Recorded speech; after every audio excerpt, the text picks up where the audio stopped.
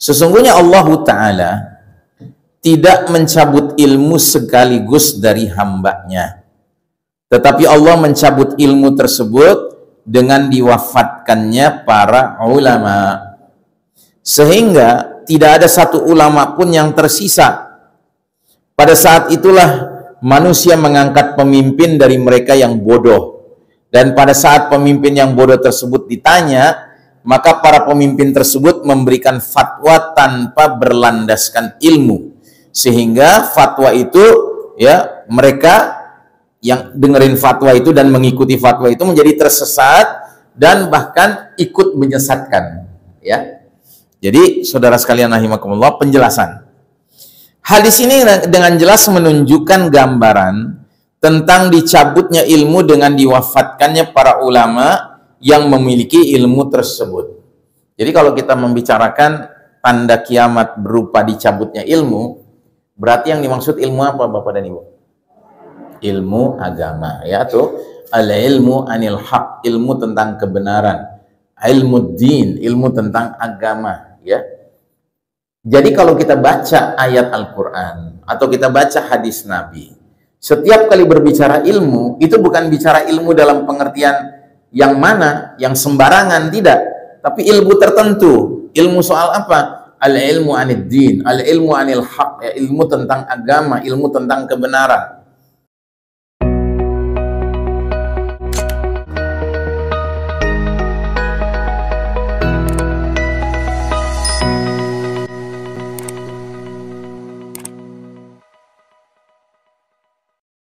Baik, nah jadi Bapak dan Ibu rahimakumullah, kita akan mulai membahas satu persatu, ya, tanda-tanda kecil yang sangat jelas ini, dan kita berharap kepada Allah semata, semoga kita dibimbing hati kita dan pikiran kita untuk senantiasa mengkaitkan hadis-hadis ini dengan apa-apa yang kita saksikan di sekeliling kita.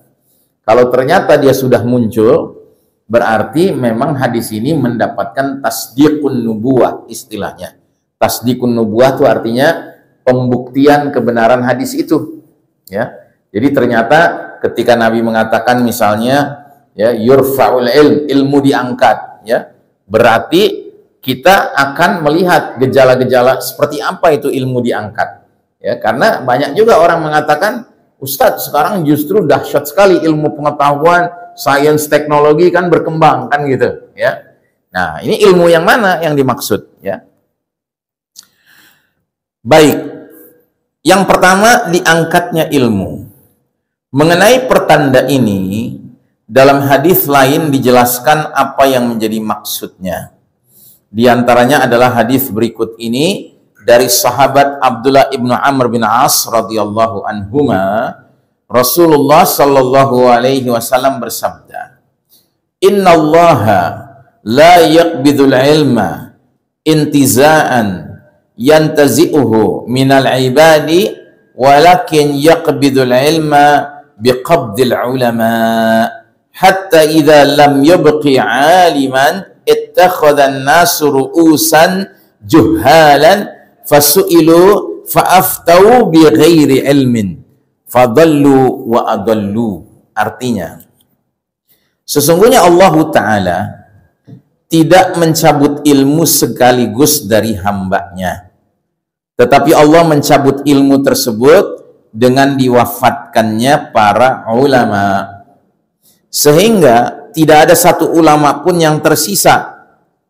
Pada saat itulah manusia mengangkat pemimpin dari mereka yang bodoh, dan pada saat pemimpin yang bodoh tersebut ditanya, maka para pemimpin tersebut memberikan fatwa tanpa berlandaskan ilmu, sehingga fatwa itu, ya, mereka yang dengerin fatwa itu dan mengikuti fatwa itu menjadi tersesat dan bahkan ikut menyesatkan, ya.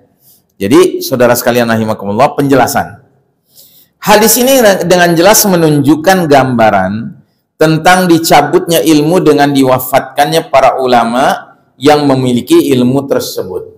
Jadi kalau kita membicarakan tanda kiamat berupa dicabutnya ilmu, berarti yang dimaksud ilmu apa Bapak dan Ibu? Ilmu agama, ya, tuh Al-ilmu anil haq, ilmu tentang kebenaran. Ilmu din, ilmu tentang agama, ya. Jadi kalau kita baca ayat Al-Quran atau kita baca hadis Nabi, setiap kali berbicara ilmu, itu bukan bicara ilmu dalam pengertian yang mana, yang sembarangan, tidak. Tapi ilmu tertentu. Ilmu soal apa? Al-ilmu anid din, al-ilmu anil haq, ya, ilmu tentang agama, ilmu tentang kebenaran. Gitu. Makanya kita jangan bangga kalau seandainya anak kita ditanya, gimana anaknya kabarnya? Alhamdulillah dia sudah lulus kuliah. Ngambil apa? Ngambil ekonomi, misalnya gitu, ya kan? Nggak perlu bangga. Kenapa bangga? Karena ekonomi, apalagi ekonomi yang sekuler, itu bukan ilmu yang dimaksud dalam hadis ini, dalam ayat ini, begitu. Makanya yang dikatakan sebab ilmu itu diangkat dengan diwafatkannya para ulama. Nah, ulama itu maksudnya siapa? Orang-orang yang faham, faqih tentang ad-dinul Islam, tentang agama al-Islam ini, begitu, ya.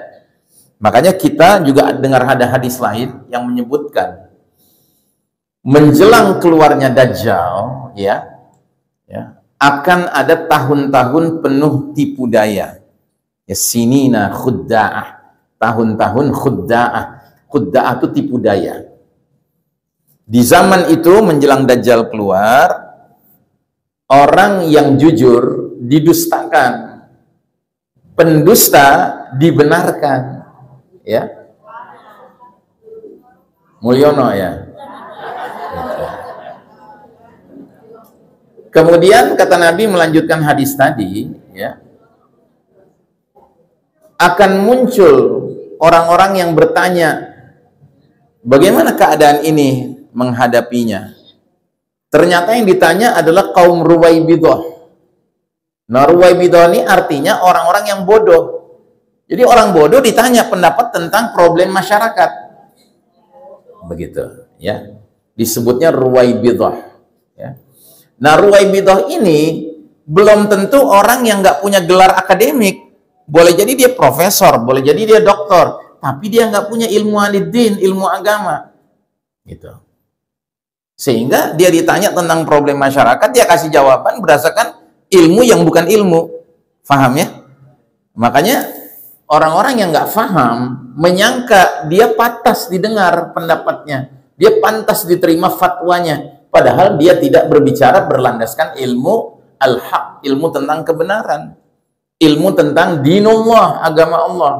Tapi dia bicara berdasarkan ilmu yang pada dasarnya nggak ada sandaran ayatnya, nggak ada sandaran hadisnya, nggak ada sandaran ketentuan-ketentuan dari petunjuk agama ini. Jelas, ya? Dan ini jelas masalah. Cuman ada masalah yang lebih besar lagi. Apa itu? Masyarakat dalam kondisi seperti itu meminta fatwa kepada ulama su. Nah, ini yang lebih berat lagi. Jadi dia memang bertanya kepada ulama yang berarti ngerti agama, ya kan? Cuma sayangnya ini bukan ulama khair. Karena Nabi pernah menjelaskan ulama itu terbagi dua. Ada ulama khair, ulama yang baik, dan ada ulama su, ulama yang buruk. Apa cirinya? Cirinya kalau ulama khair, antara ucapan tentang pengetahuan ilmu yang dia miliki dengan tingkah lakunya sejalan. Sementara ulama su adalah ulama yang antara ucapannya yang isinya pengetahuan juga agama, tetapi kelakuan dia bertentangan, gitu. Ya, dikenal oleh masyarakat sebagai orang yang ngerti agama. Tetapi begitu pemimpin kafir datang menganjurkan LGBT, dia malah sambut, dia cium tangannya, dia cium jidatnya, gitu.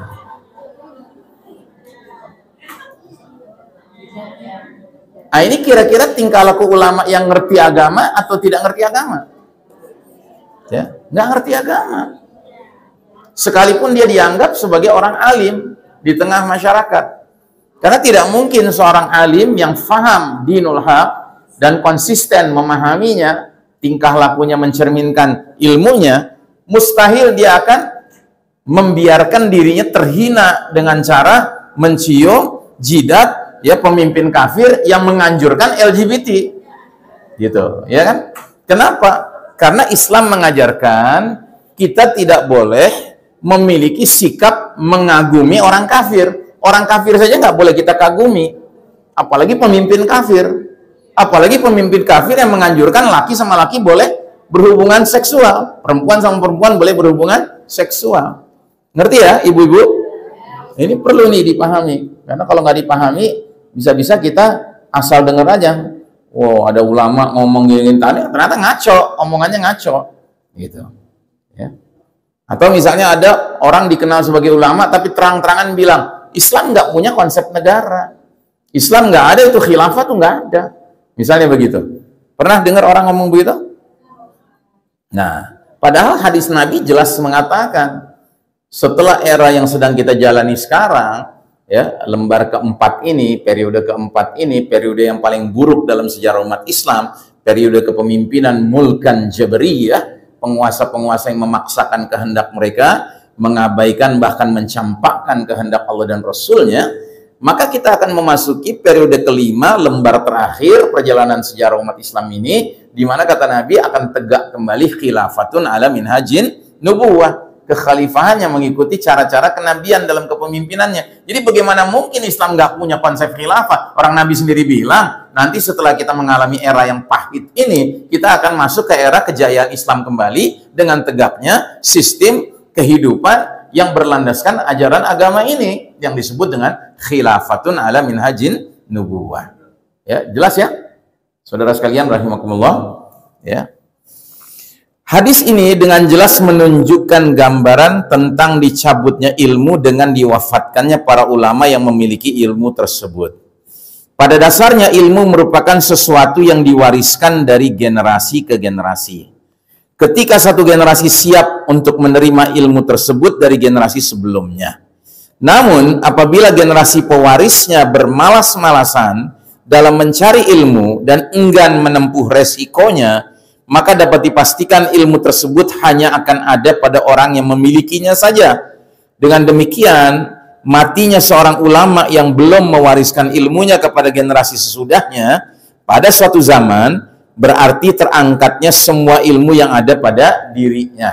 Ya, makanya kalau kita memiliki tradisi keilmuan yang masih sesuai dengan yang dicontohkan para sahabat misalnya, begitu kita mendengar ada seorang ulama yang benar-benar istiqomah di dalam menjalankan ilmu al-haqnya, ilmu agamanya, kita tidak boleh membiarkan dia tanpa kita ambil reguk sebanyak-banyaknya ilmu yang dia miliki. Karena kalau dia keburu meninggal, habis sudah. Dengan dia meninggal, ya sudah. Ilmu yang ada di dalam dirinya itu, ya masuk ke dalam kuburan juga. Gitu. Baik. Dengan matinya seorang ulama, seperti inilah yang membuat para penuntut ilmu kesulitan mencari para pakar lainnya yang ahli dalam suatu bidang ilmu tertentu. Dan sekali lagi, inilah yang dimaksud dengan yurfa'ul ilm, diangkatnya ilmu. Dengan begitu, urusan fatwa yang merupakan tingkatan ilmu tertinggi akan jatuh di bawah kekuasaan orang-orang yang bodoh. Di tangan mereka inilah manusia menjadi tersesat.